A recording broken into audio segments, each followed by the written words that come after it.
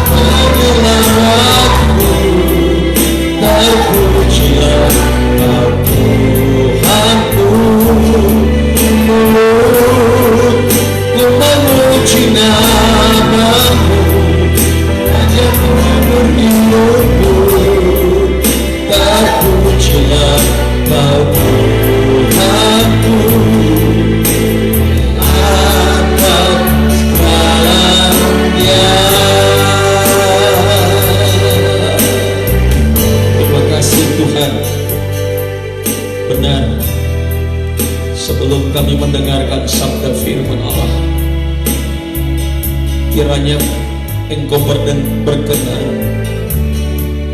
untuk mendengar pujian dan penyembahan kami yang keluar dari hati, dari mulut kami kepada Tuhan, yang boleh kami angkat kepada Engkau, sehingga Engkau bertahta di atas puji-pujian kami, dan Engkau hadir melawati kami pada saat malam yang berbahagia ini. Kiranya kuasa Roh-Mu bekerja ya Tuhan. Tidak pernah Kau biarkan dan tidak pernah Kau tinggalkan kami, tapi justru di hari-hari yang terakhir ini Engkau menunjukkan kesetiaan-Mu, Engkau menunjukkan kasih sayang-Mu kepada kami untuk semakin membentuk hidup kami di dalam Engkau. Kami percayakan hidup ini ke dalam tangan-Mu ya Tuhan. Padamu lah sumber kehidupan kami, dan Engkau lah pemeliharanya. Terima kasih Tuhan atas nama-Mu hamba-Mu boleh berdiri untuk menyampaikan kebenaran firman-Mu. Kuduskan dan urapilah hamba-Mu yang berbicara atas nama Tuhan. Dan semua kami yang boleh hadir dalam ruang gereja pada saat malam hari ini, dan setiap keluarga bersama dengan anak-anak yang mengikuti ibadah secara live streaming ini, juga saudara-saudara kami di luar dari Provinsi Riau yang mengikuti ibadah ini, kami serahkan semua ke dalam tangan-Mu. Sungguh hanya Engkau dipermuliakan. Tuhan terima kasih. Kalau ada pekerjaan si jahat, setan iblis yang mengganggu saat berita firman disampaikan, kami mengusirnya dengan kuasa Tuhan di dalam nama Yesus Kristus. Hanya kuasa Allah, hadirat Allah yang hadir memberi damai dan sejahtera di hati kami. Di dalam nama Yesus kami mengucap syukur dan berdoa. Haleluya. Amin. Boleh silakan duduk kembali saudara dan saudariku yang kasih dalam Tuhan.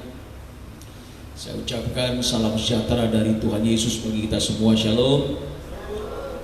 Atas kemurahan Tuhan juga kita ada dan terus berkelanjutan setiap hari ibadah secara live streaming seperti ini. Dan tidak lupa juga saya sampaikan salam sejahtera tentunya kepada saudara-saudaraku yang kekasih yang mengikutinya melalui live Facebook pada saat malam hari ini, dimanapun saudara-saudaraku berada. Kiranya seperti yang bisa kami rasakan lawatan Tuhan, demikian juga lawatannya kepada saudara-saudara sekalian ya.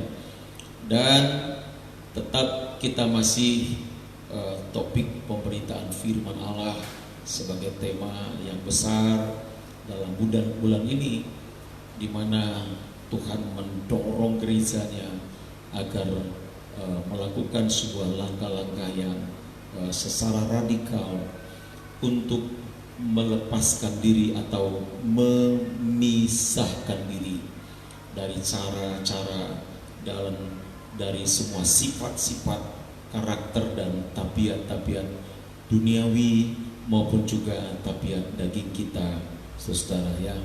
Dan tema besar kita terambil dari 2 Korintus pasal yang ke-6 itu di ayat yang ke-17. Dan itu sudah beberapa kali kita baca, dan saya mengambil kata keluar, kata pisahkan dirimu, dan jangan mencamah apa yang najis. Nah, ini suatu berita dan sebuah perjanjian baru. Ini perjanjian baru, ayat ini perjanjian baru saudara. Perjanjian baru yang sesungguhnya yang dinubuatkan oleh Tuhan kepada bangsa Israel dulu, supaya mereka memisahkan diri dari bangsa-bangsa di sekitar mereka, dan juga kepada gereja akhir zaman ini ya, kita pun harus melakukan hal yang sama ya, harus melakukan hal yang sama. Nah, jawabannya dalam beberapa sesi pemberitaan firman Tuhan, ternyata kehidupan kita ini harus tersusun rapi kebenaran firman Allah. Itu yang membuat kita, saudaraku, dapat terpisah dengan sendirinya dari cara-cara dan kesukaan yang ada dalam dunia ini. Firman Allah harus ada di dalam kita sekaliannya. Artinya kita harus bagikan disalut ya, terbungkus oleh kebenaran firman Allah ya, sehingga kita bukan saja diterima oleh Tuhan, tetapi segala kehidupan dan masa lalu kita itu tidak pernah diingat-ingat oleh Tuhan lagi. Nah, saya kira juga perlu dibuka ayat itu, Ibrani pasal 10 ayat 16 dan ayat yang ke-17. Dalam Ibrani pasal 10 ayat 16 dan ayat yang ke-17 itu, Tuhan mau supaya Dia menaruh firman-Nya di dalam hati kita dan menuliskannya di dalam akal budi kita. Di ayat 17-nya dikatakan, maka aku tidak lagi mengingat-ingat segala dosa kita dan semua kesalahan kita. Tuhan katakan tidak diingat lagi.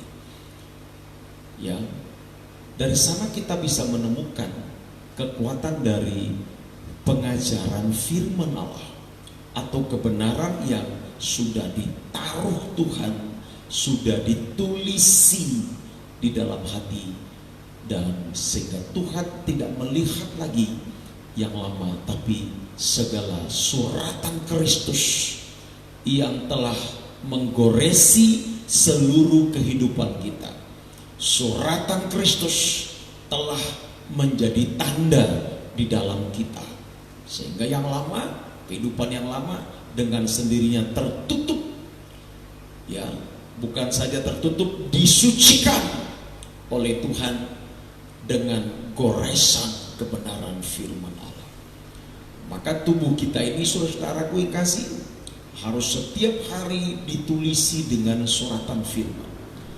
Ya, setiap hari kita harus menerima dan ditulisi oleh Tuhan dengan kebenaran di dalam hati kita, sehingga kita pun berjalan bukan lagi menurut saya atau menurut pilihan saya, tapi menurut Tuhan dan pilihan dari Tuhan, bukan menurut kita, saudara kasih Tuhan. Nah, alangkah malangnya manusia, telah saya sampaikan beberapa waktu yang lalu, jika tidak sampai manusia itu disurati hatinya dengan firman Allah, maka kita berkata manusia itu tidak akan mengetahui apa-apa, manusia itu tidak akan mengerti apa-apa, dan tidak akan mengetahui apa-apa. Ya, tidak akan, artinya kosong. Manusia itu akan mengalami kehidupan yang kosong, persis seperti zaman Nuh. Bukankah Tuhan telah memberi nubuatan? Ya, Yesus sendiri yang mengatakan bahwa zaman Nuh akan muncul kembali pada hari-hari zaman akhir ini. Ya, karakter sifat manusia seperti zaman Nuh itu akan muncul pada zaman akhir ini. Saudara-saudaraku, apa yang dipikirkan manusia dalam Matius pasal yang ke-24 ayat yang ke-37 itu, beginilah manusia jika tidak disurati hatinya, tidak digoresi dengan kebenaran firman hidupnya, maka yang terpikirkan oleh dia adalah hanya soal makan dan minum saja. Berfokuslah manusia kepada soal makan minum dan soal kawin dan mengawinkan. Dalam Matius 24 ayat 37, 38 dan 39 saya bacakan. Sebab sebagaimana halnya pada zaman Nuh, demikian pula halnya kelak pada kedatangan Anak Manusia. Kita perhatikan kembali ayat 38. Sebab sebagaimana mereka pada zaman sebelum air bah itu makan dan minum, kawin dan mengawinkan, sampai kepada hari Nuh masuk ke dalam bahtera. Itulah kegiatan keseharian yang muncul di benak, di pikiran manusia. Bukankah akhir zaman ini pun hal yang sama terjadi, saudara? Manusia berfokuskan kepada soal makan dan minum, padahal Alkitab begitu jelas mengatakan bahwa kerajaan Allah bukan soal makan dan minum. Ya, kerajaan Allah bukan soal makan dan minum, tapi soal kebenaran dan soal kuasa Roh Kudus yang nampak dari damai sejahtera dan sukacita di dalam hidup kita. Itulah fokus kita sebenarnya, saudara, bukan soal makan dan minum. Karena soal makan dan minum, ya, kebenaran firman berkata bahwa itu semua dicari oleh bangsa-bangsa yang tidak mengenal Tuhan. Karena bangsa-bangsa yang tidak mengenal Tuhan itu adalah bangsa-bangsa yang memang fokus hidupnya adalah soal makan dan minum saja. Dan kaitan tentang makan dan minum ini ada kaitannya dengan berpesta pora. Dan berpesta pora itu sering ditandai dengan kawin dan mengawinkan. Pesta pora sering ditandai dengan kehidupan hawa nafsu daging, birahi daging yang kemudian lupa segala-galanya. Zaman Nuh saja sudah terjadi peristiwa yang seperti ini. Itu jauh sebelum air bah turun memusnahkan atau menghancurkan dunia. Manusia sudah berkarakter seperti itu. Semakin tua usia dunia, ternyata karakter itu tidak pernah bisa terkikis. Inilah yang disebut dengan dosa turun-temurun. Sifat-sifat yang turun-temurun diwariskan dari manusia berdosa kepada manusia berdosa, dan terus sampai kepada zaman akhir. Manusia tidak bisa memisahkan diri dari peristiwa seperti zaman Nuh, bercokol soal makan dan minum, kawin dan mengawinkan. Saudara-saudara kekasih, jika dua poin ini yang menjadi fokus manusia, ayat 39-nya, dalam ayat 39-nya dikatakan begini, dan mereka tidak tahu akan sesuatu, itu yang diblok.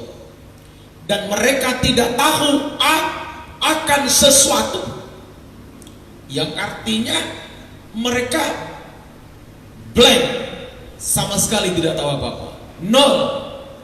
Tentang masa depan mereka tidak tahu, tentang rencana Allah sama sekali mereka tidak mengerti. Yang mereka mengerti adalah makan, minum, kawin, mengawinkan saja. Maka kalau itu saja tujuan hidup kita, saudaraku, itu artinya sama, Tuhan tidak ada di dalam saudara. Tuhan tidak pernah mau tinggal di dalam hati manusia yang ketika berfokuskan soal makan, minum, kawin, dan mengawinkan. Saudara-saudaraku, sangat malanglah manusia jika tidak tahu apa-apa, ya, tidak tahu apa-apa tentang hari yang akan datang, apa yang Tuhan mau lakukan. Saudara-saudara kekasih, itulah yang terjadi. Nah, ketika manusia berpikirnya hanya soal makan dan minum, berfokusnya hanya soal jasmania dan kepuasan jasmania, tapi tidak pernah mengutamakan yang bersifat batiniah, hubungan secara vertikal kepada Tuhan, itu jika tidak diutamakan dalam hidup, ini yang membuat Tuhan murka. Dalam Kejadian 6 ayat yang ke-13, Tuhan berfirman kepada Nuh. Dan ketika itu Tuhan bilang sama Nuh, aku telah memutuskan untuk mengakhiri hidup segala makhluk. Ini keputusan Tuhan. Ketika manusia sudah berfokus di situ, maka talak dari Tuhan turun, hukuman dari Tuhan turun. Ini sebuah keputusan, dan saya kira tidak ada yang bisa menandingi keputusan yang telah dibuat oleh Tuhan. Dan keputusan itu mengerikan. Aku telah memutuskan untuk mengakhiri hidup segala makhluk, sebab bumi telah penuh dengan kekerasan, penuh dengan kekerasan oleh mereka. Jadi aku akan memusnahkan mereka. Telah kita baca tadi dalam Matius 24 bahwa Yesus sendiri berkata akan terjadi peristiwa menjelang kedatangan Tuhan. Karakter manusiawi seperti pada zaman Nuh. Dan ini sangat membuat hati saya, saudaraku, sebagai hamba Tuhan, ya, bahwa waktu kedatangannya sudah sangat singkat. Saudara-saudaraku, dunia sekarang memang sudah gila, betul-betul dunia gila. Bukankah hukum di dunia ini, termasuk negara-negara yang mayoritas penduduknya adalah orang Kristen, ya, justru di negara-negara inilah diperbolehkan dan diberi izin secara sah sesuai dengan undang-undang pernikahan di negara itu, bahwa wanita dengan wanita bisa mengikat jalinan cinta dan pernikahan. Kemudian laki-laki dengan laki-laki. Bukan cuma itu, saudara, bahkan manusia dengan binatang pun diizinkan juga. Maka tidak heran kalau kita baca di media-media bahwa seorang perempuan mensahkan pernikahannya dengan anjing peliharaannya. Ini kan sudah gila, saudara. Sudah gila. Nah, ketika peristiwa ini semua kita baca, kita dengar di media sosial, di televisi, di koran-koran, di majalah-majalah. Nah, apakah kita berpikir bahwa wah, ini fenomena baru? Ini bukan sebuah fenomena, saudara-saudaraku. Ini adalah siasat setan, bagaimana manusia itu dipisahkan dari Tuhan, bagaimana manusia itu dipakai dan diperalat oleh setan untuk melawan segala kebenaran firman Allah. Dan karena manusia tidak tahu apa-apa tentang Tuhan dan rencana Tuhan, maka setan merancang itu supaya manusia mati, supaya manusia musnah. Karena tujuan setan adalah dalam Yohanes 10 ayat 10. Di situ kita temukan tujuan setan, bahwa iblis itu punya rancangan. Pencuri di sini adalah berbicara setan atau iblis. Setan datang atau pencuri datang hanya untuk mencuri dan membunuh dan membinasakan. Itu sebabnya setiap hari pikiran manusia, tujuan perjalanan manusia dibelokkan oleh setan dari rancangan Allah yang mulia itu. Dan supaya apa? Selama manusia itu tidak bisa dicuri hatinya, tidak bisa dicuri pikirannya, setan pun tidak bisa berkutik. Tapi ketika telah berhasil iblis mencuri pikiran manusia, maka di situ dia berhasil untuk membunuh manusia itu dan membinasakannya. Ya, tertipu, saudaraku. Manusia itu tertipu, dibuat euforia dunia ini menjadi kenikmatan tersendiri bagi mereka, sehingga mereka, ya, kecenderungan hatinya hanya berbuahkan kejahatan semata-mata. Ya, kejahatan semata-mata. Tadi dalam Kejadian 6 ayat 13, ya, Nuh mendapat kemurahan dari Tuhan dan mendengarkan rencana Allah. Firman Allah dibukakan kepada Nuh. Tidak ada yang disembunyikan Tuhan kepada Nuh, tapi disingkapkan. Dan Nuh menyambut firman itu dengan segenap hati, sampai betul-betul firman itu digoreskan di dalam hatinya. Ketika firman sudah digoreskan di dalam hatinya, tersusun rapi di dalam hidupnya. Itu sebabnya Alkitab begitu jelas, bukan satu kali tapi berkali-kali Nuh melakukan seperti yang diperintahkan Allah. Nuh melakukan seperti yang diperintahkan Allah. Maka siapapun, kalau kebenaran firman Allah sudah digoreskan di dalam hati dan di tubuh jasmaniah kita ini, disitulah kita bisa menuruti segala kehendak maupun rencana Tuhan dalam hidup kita. Saudara-saudaraku, kita sedang berlomba dengan waktu. Benar-benar kita sedang berlomba dengan waktu. Kalau Tuhan sudah bukakan ini, saudara-saudaraku, ini berarti kedatangan Tuhan itu tidak akan lama lagi. Nah, supaya membuka pandangan kita, coba kita lihat dalam Ayub pasal 14 ayat yang pertama. Dalam Ayub pasal yang ke-14 ini perlu kita baca supaya kita memiliki kewaspadaan dalam hidup, agar waktu yang singkat yang kita punya ini kita pergunakan dengan baik dan sangat baik. Saya bacakan dalam Ayub pasal 14 ayat 1. Manusia yang lahir dari perempuan, ya, singkat umurnya dan penuh kegelisahan.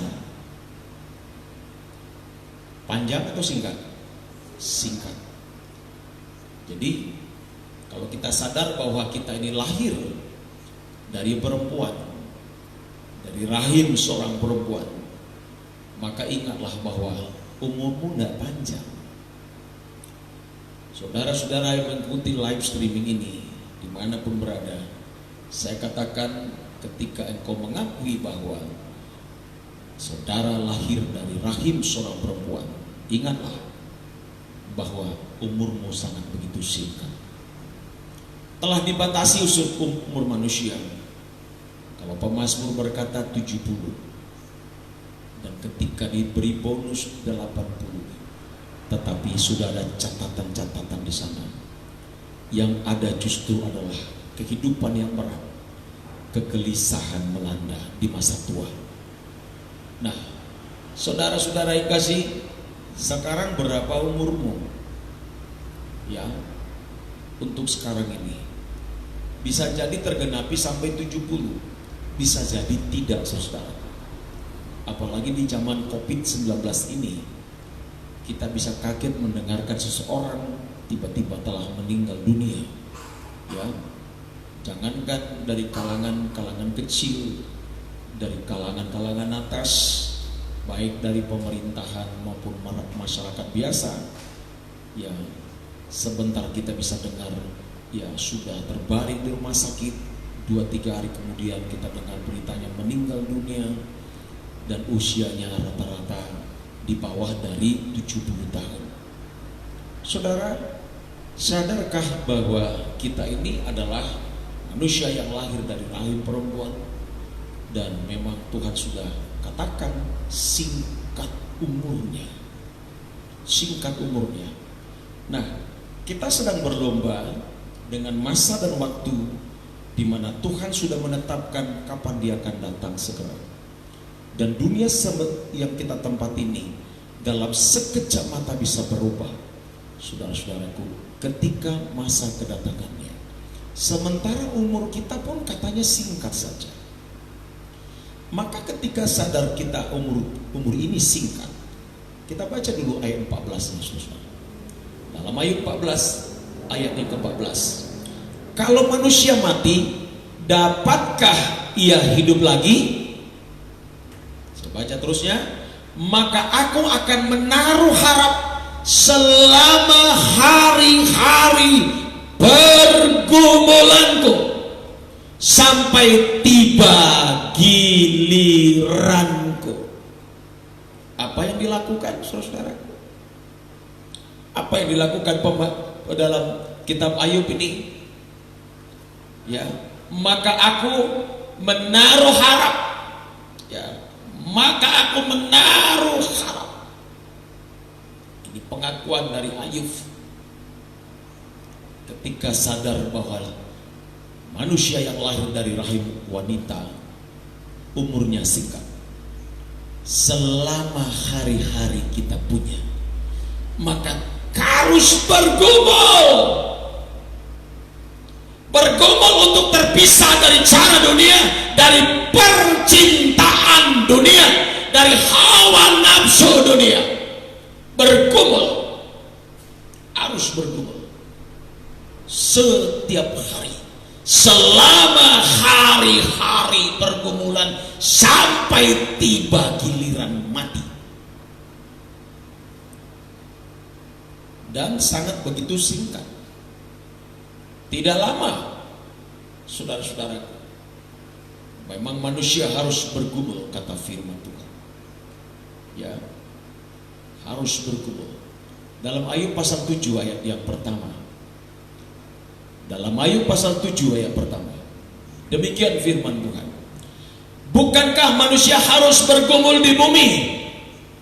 Dan hari-harinya seperti hari-hari orang upahan? Harus bergumul.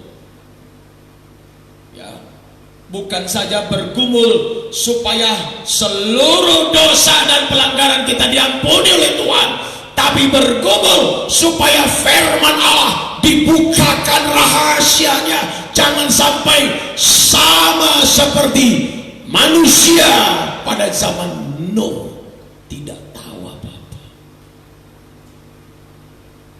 Ya, tidak tahu apa-apa. Ini sangat mengerikan. Jadi harus bergumul, memohon belas kasih, memohon kemurahan Tuhan dalam kehidupan kita ini. Ya, biar belas kasih dan kemurahan hati Tuhan saja yang bisa menolong seluruh kehidupan ini, saudara-saudaraku yang kekasih. Jadi tidak boleh berfokus kepada soal makan dan minum, kawin, mengawinkan.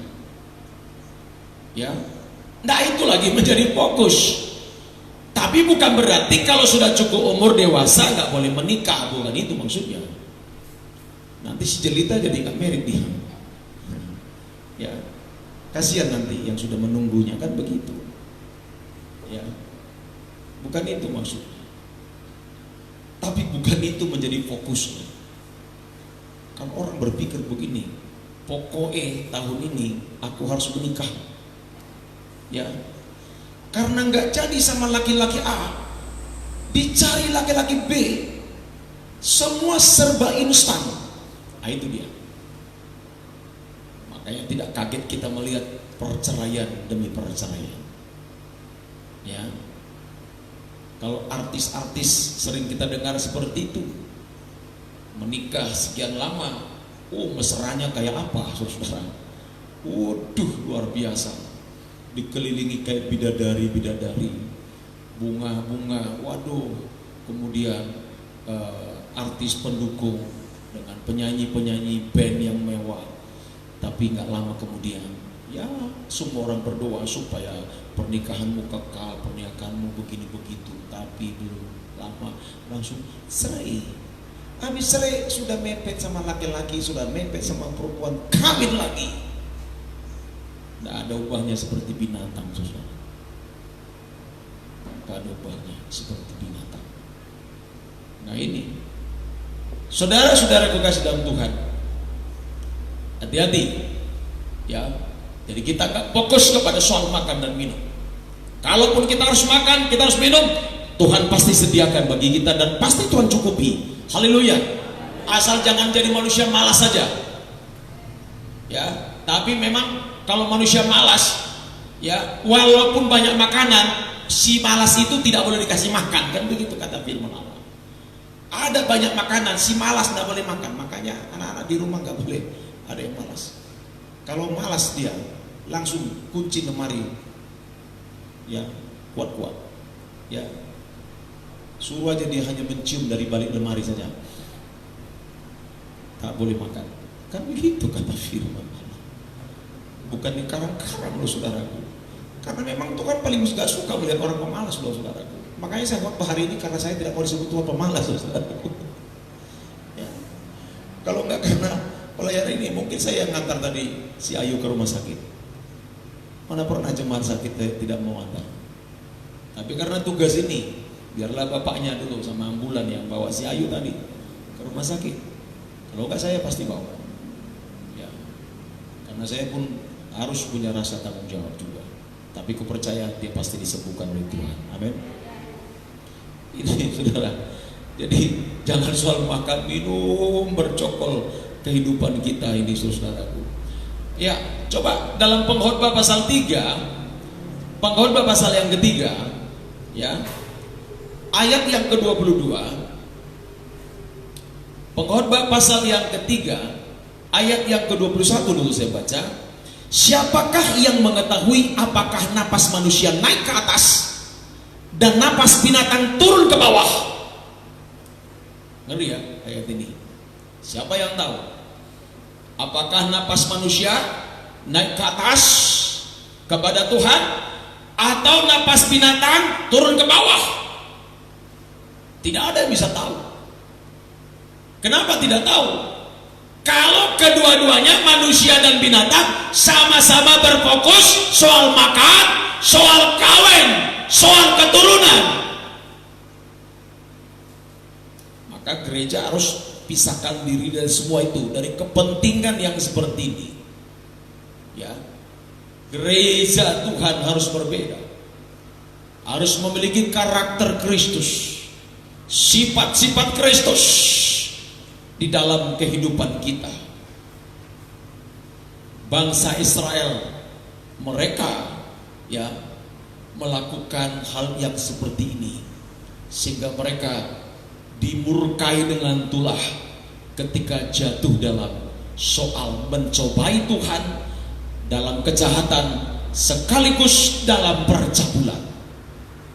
5 dosa utama bangsa Israel, di antaranya adalah kejahatan, mencobai Tuhan, dan percabulan. Saudara-saudara kekasih, ya, dalam Pengkhotbah pasal 3 tadi ayat 21, siapakah yang mengetahui apakah napas manusia naik ke atas dan napas binatang turun ke bawah? Ayat 22, aku melihat bahwa tidak ada yang lebih baik bagi manusia daripada bergembira dalam pekerjaannya, sebab itu adalah apa? Bahagiannya.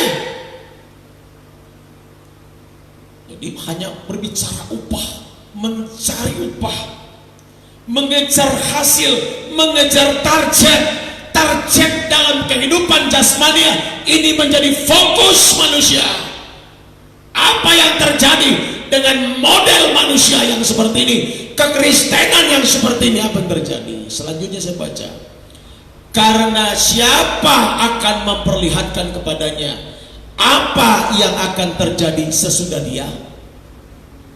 Blank, tidak tahu apa-apa tentang peristiwa ke depan, tertutup, ada selubung yang menutupi hatinya, tidak tahu apa-apa.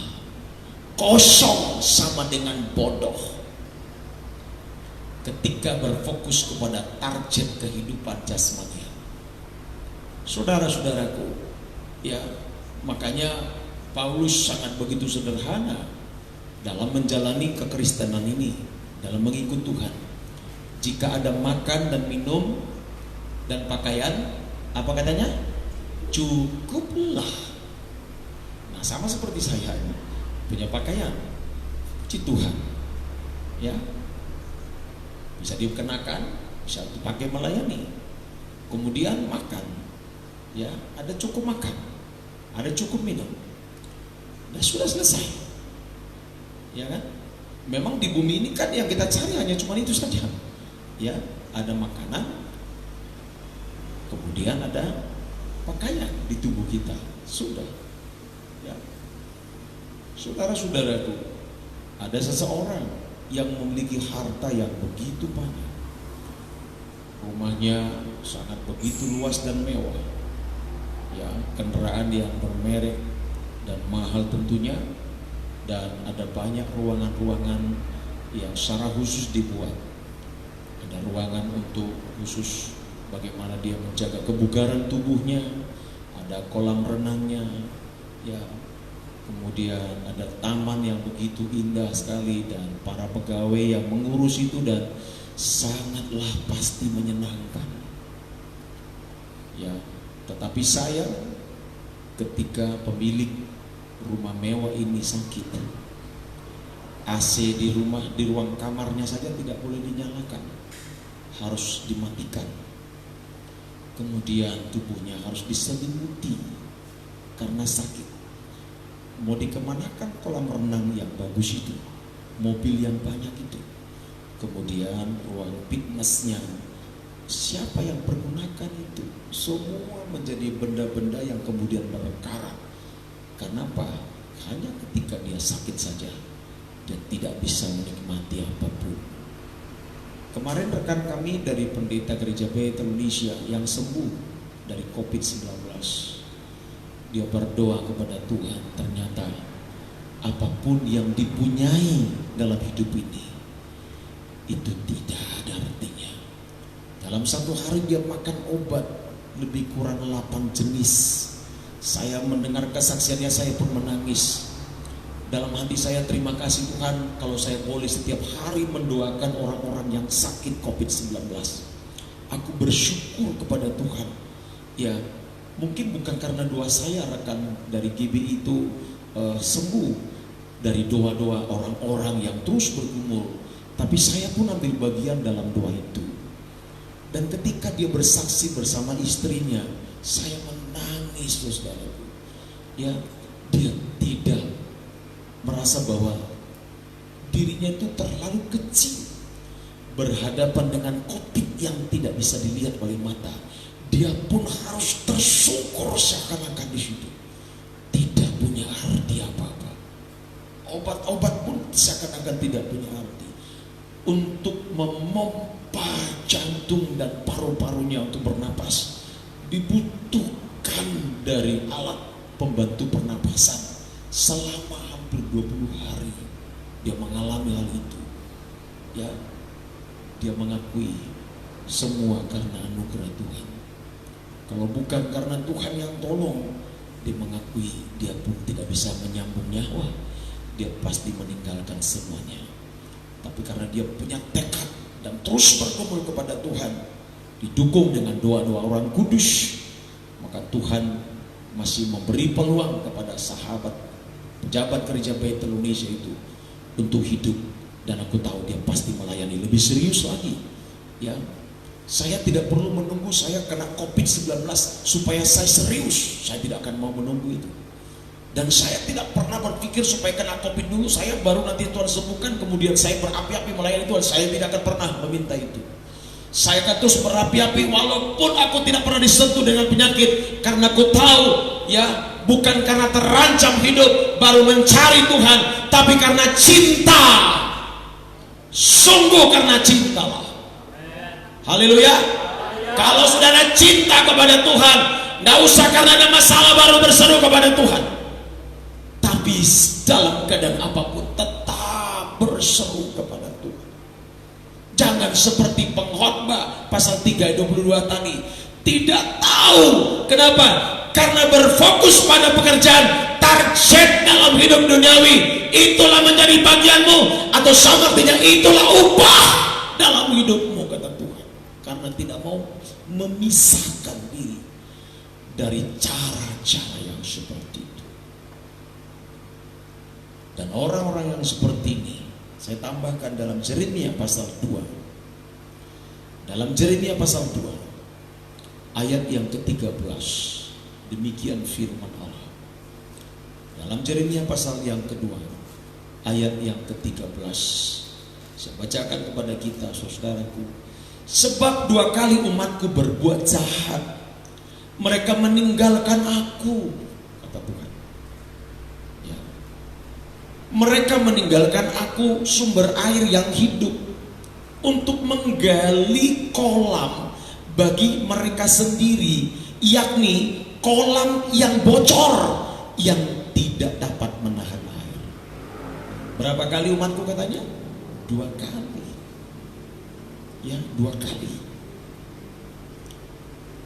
Saudara-saudaraku, Tuhan menghitung berapa kali Israel meninggalkan Tuhan. Sama seperti kepada Salomo, 2 kali Tuhan menampakkan diri kepada Salomo. Tuhan hitung. Ya, Tuhan hitung berapa kali dia menampakkan diri kepada Salomo. Tuhan hitung berapa kali Israel meninggalkan Tuhan. Tuhan itu sama artinya. Kalau itu berlaku kepada Salomo, hal itu berlaku kepada bangsa Israel, kenapa tidak berlaku kepada kita? Dia hitung, saudaraku. Maka kita nggak bisa bermain-main di hadapan Tuhan. Nggak bisa, jangan dipermainkan Tuhan, saudara-saudaraku. Saudara-saudara yang mengikuti ibadah live streaming ini, dimanapun saudara, jangan kita permainkan Tuhan. Jangan. Dia tahu maksud dan tujuan kita, bahkan di dalam hati kita sendiri. Dia sangat tahu, saudaraku kasih. Yeremia 17 ayat 13. Ini yang pertama Tuhan katakan begini ketika mereka meninggalkan Tuhan dalam Yeremia 17 ayat yang ke-13. Saya bacakan kepada kita. Ya, Yeremia 17 ayat 13. Ya, pengharapan Israel Tuhan, semua orang yang meninggalkan engkau akan menjadi malu. Ini yang terjadi. Semua orang yang meninggalkan engkau akan menjadi malu. Orang-orang yang menyimpang daripadamu akan dilenyapkan di negeri, sebab mereka telah meninggalkan sumber air yang hidup, yakni Tuhan. Kelak akan malu juga, karena kan berpulangnya kan kepada Tuhan pada akhirnya. Kalau ada tempat yang lain untuk berpulang, ayo mungkin kita cari jalan yang lain, supaya jangan kita dikontrol, dikendalikan oleh kebenaran firman Tuhan ini, supaya mengikuti jalur yang berbeda. Ya, untuk ke sorga saudara-saudaraku tidak ada dua pintu ke sana. Pintunya cuma satu. Akulah pintu kepada domba-domba, kata Tuhan. Tidak ada pintu yang lain. Dialah pintu ke sana. Sebab pintu itu ditutup dengan pedang malaikat yang berkobar-kobar. Hanya Yesus yang bisa menembusnya, dan orang-orang yang taat setia kepada Dia. Jangan sekali waktu akan dipermalukan oleh Tuhan, dan pasti akan mengalami kekeringan. Orang yang meninggalkan Tuhan, tidak serius mengikut Tuhan, sekali waktu batinnya itu kering. Kenapa? Karena meninggalkan sumber air yang hidup. Berarti tidak ada air, tidak ada kehidupan lagi dalam dirinya, saudara kekasih. Padahal Tuhan menawarkan kelimpahan kepada kita. Tuhan Yesus menawarkan hidup, menawarkan kelimpahan kepada kita. Dalam Yohanes 10 ayat 10 bagian B, dalam Yohanes 10 ayat 10 bagian B, Alkitab berkata bahwa Aku datang supaya mereka mempunyai hidup dan mempunyainya dalam segala kelimpahan. Katakan amin. Itu janji Tuhan. Dan maksud turunnya Dia mengambil rupa hamba sama dengan manusia adalah supaya memberikan kita hidup dan memberikannya dalam segala kelimpahan. Itu janji Allah yang luar biasa, saudara-saudaraku. Kemudian mereka akan malu jika meninggalkan Tuhan. Yang terakhir, mereka mengejar kebebasan, kesenangan duniawi, dan kemudian lama-kelamaan terseret dalam dosa keberhalaan kalau meninggalkan Tuhan. Yeremia pasal 2, kembali kepada Yeremia pasal 2 tadi ya, ayat yang ke-11. Yeremia pasal 2 ayat 11. Saya bacakan kepada kita, saudara. Pernahkah suatu bangsa menukarkan Allahnya, meskipun itu sebenarnya bukan Allah? Tetapi umatku menukarkan kemuliaannya dengan apa yang tidak berguna. Menukar loh. Allah yang hidup, yang memberi hidup, yang disebut tadi adalah sumber air hidup, dan menggantikan atau menukarnya dengan Allah yang bukan Allah, yang sama dengan penyembahan berhala. Ya, itu sebabnya saudara kekasih, hukum yang kedua dalam 10 hukum Taurat itu, jangan perbuat bagimu patung yang menyerupai apapun, menyerupai mirip apapun tidak boleh. Karena Tuhan tidak bisa dilukiskan dalam bentuk apapun. Tidak. Ya, tidak. Termasuk kalau lihat ada gambar, oh ini gambar lukisan Tuhan Yesus. Ya, itu hanya bayangan saja, tidak. Jangan pernah percaya itu, saudara. Jangan pernah percaya itu. Sebab Allah hanya bisa disembah di dalam roh dan kebenaran. Katakan amin, saudara. Allah hanya bisa disembah di dalam roh dan kebenaran. Ketika kita dipenuhi rohnya dan kebenaran menuntun kita, maka kita bisa menyembahnya, bukan dengan gambar-gambar, patung-patung atau apapun. Nah, Tuhan sangat sangat membenci dan jijik kepada bangsanya sendiri. Itu sebabnya Tuhan sampai rela mencampakkan bangsa itu karena tidak mau terpisah. Maka harus berbeda dengan kita semua, saudara-saudaraku, baik jemaat yang di gereja, jemaat yang ada di rumah, demikian saudara-saudara yang mengikuti ibadah live streaming ini. Kita harus berbeda. Justru ditulis semua contoh-contoh ini supaya kita jangan terjebak, supaya kita jangan terjerumus dengan pola tingkah laku bangsa yang dicintai oleh Tuhan tapi menyimpang dari jalan Tuhan. Bukan itu maksud dan tujuannya, saudaraku. Tapi tujuan Allah membukakan, menyingkapkan, menuliskan semua borok-borok bangsanya sendiri adalah dengan tujuan supaya generasi akhir ini yang hidup di akhir zaman, yang siap menyambut kedatangan Yesus Kristus yang datang kali yang kedua, benar-benar hidupnya suci kudus, terus mengalami permandian air dan firman Allah yang terus menyucikan kehidupannya, sehingga kelak layak untuk bertemu muka dengan Yesus sang mempelai laki-laki surga. Kita memandang dia dalam kemuliaannya. Inilah kerinduan terbesar dari Tuhan kepada gerejanya akhir zaman ini. Dan kalaupun dikoreksi kita dengan kebenaran firman Allah, saya sampaikan kepada kita, barang siapa ku kasih, kata Tuhan, dia akan kutegur dan kuhajar, maka relakanlah hatimu. Demikian kata firman Allah. Nah, malam yang luar biasa ini, saudaraku, yang dibatasi dengan durasi pada saat ini, kiranya kebenaran ini Tuhan Yesus tuliskan di dalam hatiku, dalam hati saudara, dalam pikiran kita, dalam budi kita, sehingga Tuhan menyucikan kita setiap hari dan perkenanan yang ada di dalam kita. Saya nyatakan Tuhan Yesus memberkati kita semuanya. Haleluya. Mari kita berdoa kepada Tuhan. Dimuliakan dan diagungkan Engkau Tuhan, Bapa kami yang baik, Yesus yang menyatakan cinta dan kasih kepada kami. Kami berbahagia boleh mendengar suara-Mu, suara kebenaran firman. Tuhan, terima kasih. Engkau pencipta langit dan bumi dan segala isinya. Hanya dengan Engkau berkata jadilah, maka jadi. Itulah Tuhan yang kami sembah, yang rela untuk hadir di tengah-tengah persekutuan kecil seperti kami ini.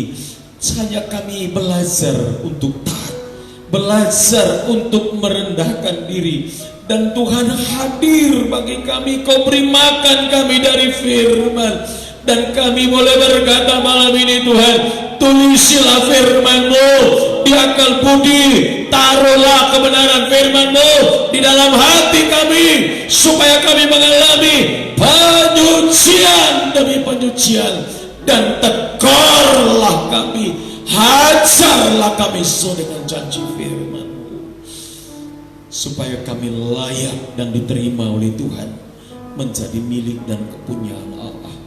Kami tidak mau lagi Tuhan meninggalkan. Kalau banyak waktu-waktu di masa lalu kami melupakan, meninggalkan Tuhan, padahal hari ini kami diingatkan oleh-Mu bahwa Engkaulah sumber air yang hidup, Engkaulah Allah kami yang hidup, yang memberikan hidup dan kelimpahan di dalam nama Yesus Kristus. Tuhan, kami terbuka mata, kami rela untuk terpisah dengan cara dunia ini, Kami rela terpisah dari percintaan dunia, dari mengejar target dunia soal makan, minum, kawin, dan mengawinkan.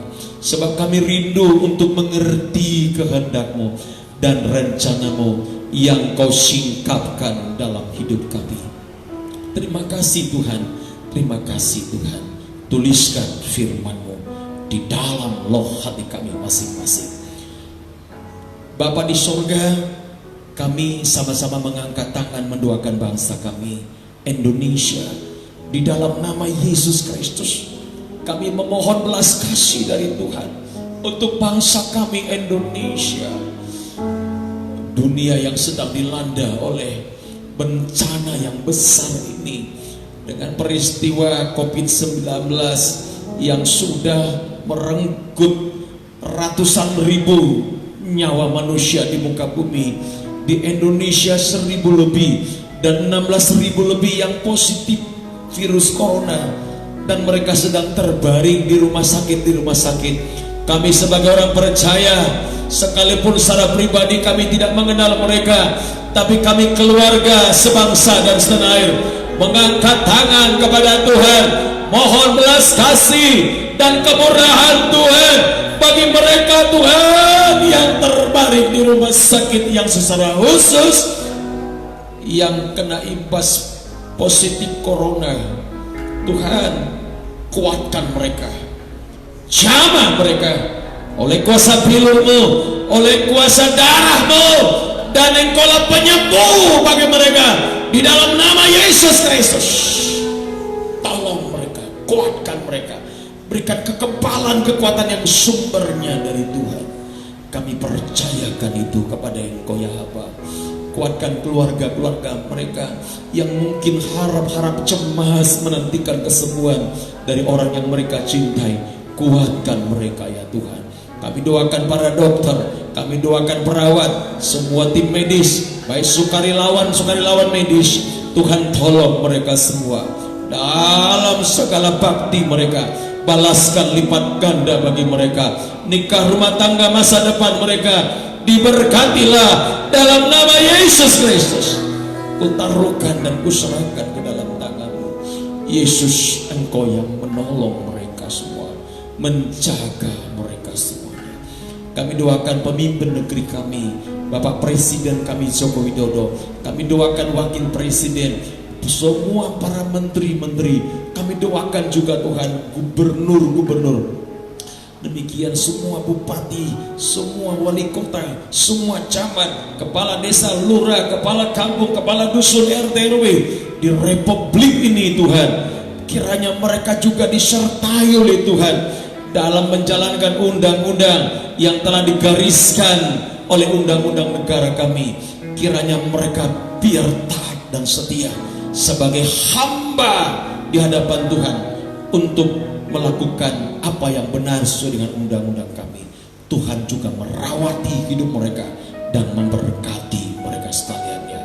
Terima kasih. Kami doakan juga semua keluarga kami, orang tua, anak, suami, istri, keluarga dekat, sahabat karib kami, dimanapun saja berada, yang tidak bersama-sama kami atau yang bersama-sama dengan kami, di dalam nama Yesus Kristus. Kasih dari sorga melingkupi mereka, seperti kami rasakan kasih itu di dalam kami. Demikianlah Engkau menaburkan kasih-Mu bagi mereka, sebagaimana Engkau lindungi kami Tuhan. Pada malam hari ini perlindungan-Mu juga nyata bagi mereka di dalam nama Yesus Kristus. Tuhan memelihara segalanya. Bahkan kami percaya dalam keadaan dunia ekonomi yang bergoncang sekalipun, Engkau pasti sediakan yang terbaik, makan, minum, dan apa yang kami butuhkan. Bapa-Ku dahsyat untuk mengadakannya dari yang tidak ada menjadi ada. Itulah kekuatan firman yang kami percayai. Allah-Ku dahsyat untuk semua ini. Aku percaya kepada Tuhan dan Engkau Kupermuliakan. Ajar kami taat Tuhan, ajar hamba-Mu setia melakukan firman, setia sebagai hamba kecil di tangan Tuhan untuk menyuarakan kebenaran firman, bukan untuk kepentingan kehidupan hamba-Mu, tapi untuk keselamatan umat-Mu Tuhan, keselamatan kami bersama. Terima kasih, Penggembalaan Gereja Bethel Indonesia kilometer 79 ini pun juga berada pada tangan-Mu, pada pemeliharaan ya Tuhan. Dimanapun umat-Mu berada saat ini, kasih dari sorga melingkupi mereka, perlindungan Tuhan ada pada mereka. Engkaulah kekebalan dalam hidup mereka, Engkaulah yang memberikan imun dalam tubuh mereka, sehingga penyakit apapun dihancurkan dalam nama Yesus Kristus Tuhan. Dan kami doakan secara khusus pengangkat tangan buat saudara kami Ayu yang di ronsen maupun juga di scan di rumah sakit Mutiasari di Duri. Kami doakan Engkaulah penyembuh dalam dia, singkirkan segala sakit ataupun hal-hal efek dari benturan kecelakaan yang dialaminya. Tuhanlah yang menyembuhkan segalanya. Kami serahkan ke dalam tangan Tuhan.